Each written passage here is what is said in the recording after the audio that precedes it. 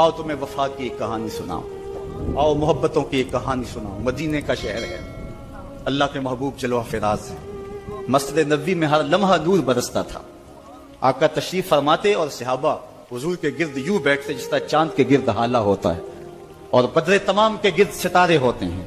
आका बाज़ो तलकीन करते, लोग सुनते, मन में उतारते, रूहों को ताजगी देते। एक छोटा सा बच्चा है जो नन्हे नन्हे पांव से चल के मस्जिद नबवी में पहुंच जाता है। नाम उसका उमैर है। बमुश्किल से बोलना सीखा है उसने। आका करीम अलैहिस्सलाम की खिदमत में कभी वो अपने चचा जुल्लास बिन सवैद के साथ जाता है, कभी वो अकेला भी चला जाता है। एक दिन उसका चाचा नहीं गया लेकिन बच्चा गया और हुजूर की बात सुनी। आका करीम ने आखिरत के बारे में, कयामत के बारे में नक्शा बयान किया। जब वो बच्चा वापस पलटा ना तो अपने चचा को कहता है, या अम्मा हो समेत रसूल अल्लाह सल्लल्लाहु अलैहि वसल्लम युखबिरुना अनिस्सा हत्ता कअन्नी अराहा रायल ऐन। ऐ मेरे चचा, आज मैंने हुजूर को कयामत का जिक्र करते देखा है और हुजूर ने ऐसा जिक्र किया है कि कयामत का नक्शा मेरी आंखों के सामने आ गया था। ये बात जो है वो उस बच्चे ने अपने चचा को सुनाई, क्योंकि चचा आज गैर हाजिर था और बेटा चाह रहा था कि मैं अपने चचा को भी हुजूर की मजलिस से वो सुनी हुई बात बता दूं और जो महरूम हो गया इसकी महरूमियां दूर हो जाए। लेकिन उसका चाचा जुल्लास बिन सवैद अजली बदबख्त था। उसने कहा, वल्लाहि लौ काना मुहम्मदुन सादिकन लनहनु शर्रु मिनल हमीर। अल्लाह की कसम, अगर मोहम्मद सच्चा है ना तो हम गधों से भी फिर गए गुजरे। जब ये बात कही उसने तो उस बच्चे के पांव तले से जमीन निकल गई कि मेरा चचा क्या बोल रहा है। ये तो मुझे उंगली लगा के मस्जिद नबवी में ले जाया करता था और इसने ये क्या बात कह दी, ये तो मुनाफिक निकला। अल्लाह अकबर। उस बच्चे की हैरत की इंतहा न रही कि ये क्या माजरा हो गया। उस बच्चे ने जो लफ्ज कहा अब सुनिए। उसने कहा, या अम्मी, ऐ मेरे चचा, वल्लाहि इन्नका कुन्ता मिन अहब्बिन नास इला कल्बी। अल्लाह की कसम, मेरे दिल को सबसे अच्छा अगर कोई लगता था बंदा तो वो तू था। मैं तेरे से प्यार करता था इसलिए तू मुझे उंगली से लगा के हुजूर की चौखट पे ले जाया करता। मुझे इसलिए तू पसंद था, मुझे कायनात में सबसे महबूब तू था। वल्लाहि लक़द अस्बहत अलआन अबग़दहुम इला क़ल्बी जमिया। और अब मेरी हालत यह है, जितना बुरा तू लगता है वल्लाह मुझे कोई भी नहीं लगता। या अम्मी अना बैनल इस्नतैन। हमारे माँ बाप कुर्बान उस बच्चे के। हज़रत उमैर बिन साद रज़ियल्लाहु ताला कहता, या अम्मी, ऐ मेरे चचा, वल्लाहि इन्नका कुन्ता मिन अहब्बिन नास इला क़ल्बी। इस जमाने में सबसे प्यारा मुझे तू लगता था। वल्लाहि लक़द अस्बहत अलआन अबग़दहुम इला क़ल्बी जमिया। और आज सबसे ज्यादा मुझे बुरा तू लगता है। आगे लफ्ज़ सुनिए बच्चे के, या अम्मी अना बैनल इस्नतैन। चचा जी, अब मैं ऐसे दुराहे पे खड़ा हो गया हूं, दो रास्ते जाते हैं। एक रास्ता तो मेरे लिए ये है, इम्मा अन अखून अल्लाह व रसूलहू फला उखबिर रसूल।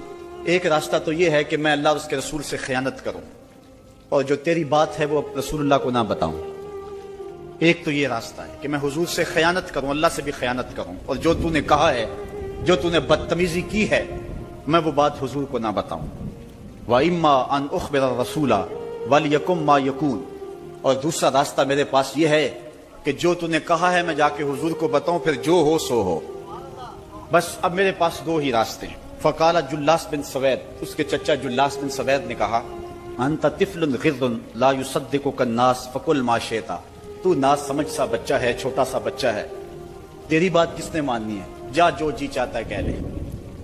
वो बच्चा उठा और हुजूर की मजलिस में पहुंच गया। हुजूर की चौखट पे हाजिर हुआ और वो बच्चा क्या कहता है, साहिबो, इन कानों से नहीं, इन जुमलों को दिल के कानों से सुनना है।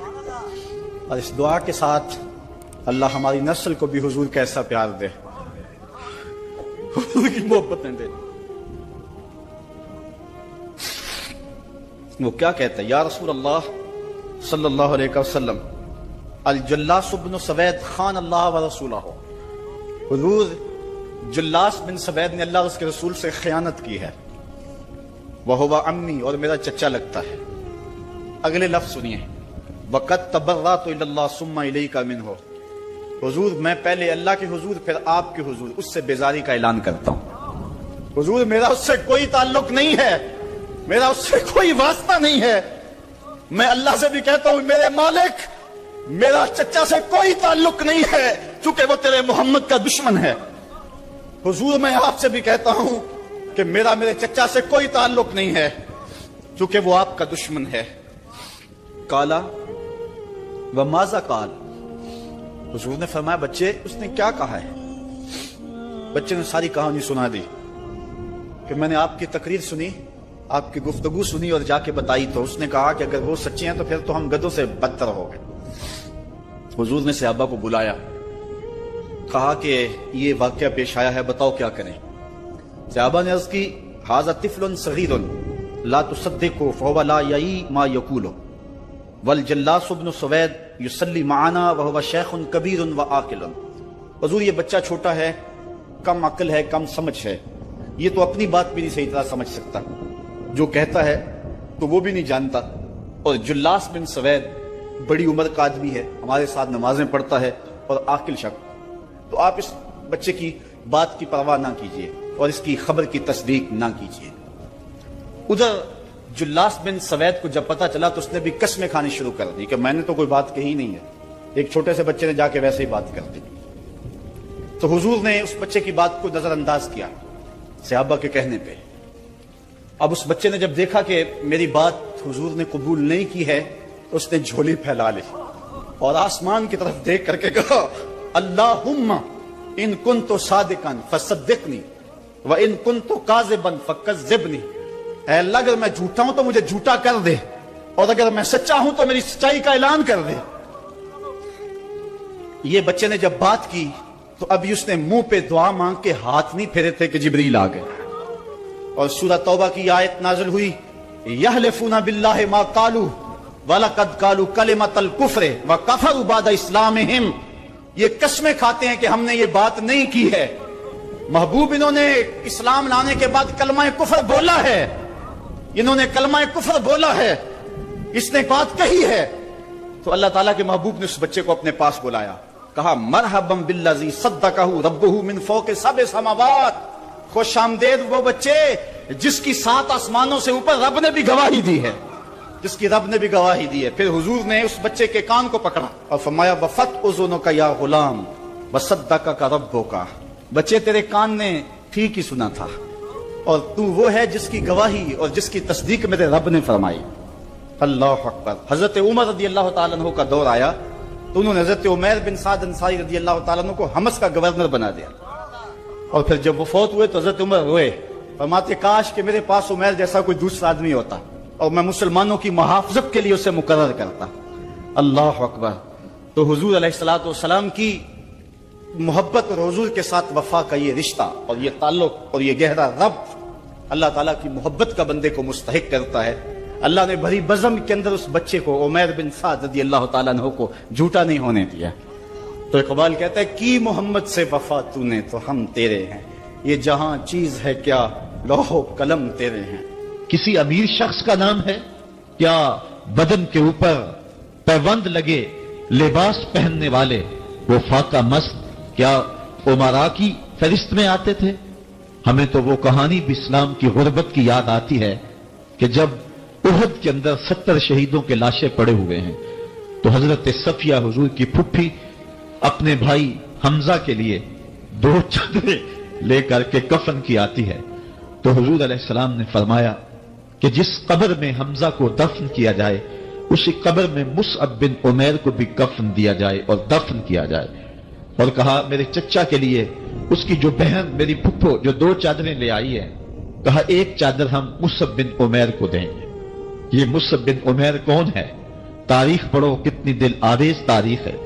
مکے میں ایک امیر ترین خاتون ہے جس کے بیٹے کا نام مصعب ہے، اور وہ اپنے بیٹے کو اتنا خوبصورت لباس پہناتی ہے اور اتنے خوبصورت خوشبو اور عطر اس کو لگاتی ہے کہ مصعب بن عمیر جن گلیوں سے گزرتے تھے دیر تک وہ گلیاں مہکتی رہتی تھی، لوگ کہتے تھے یہاں سے مصعب گزر کے گیا ہوگا اس لیے یہ گلیاں مہک رہی ہیں۔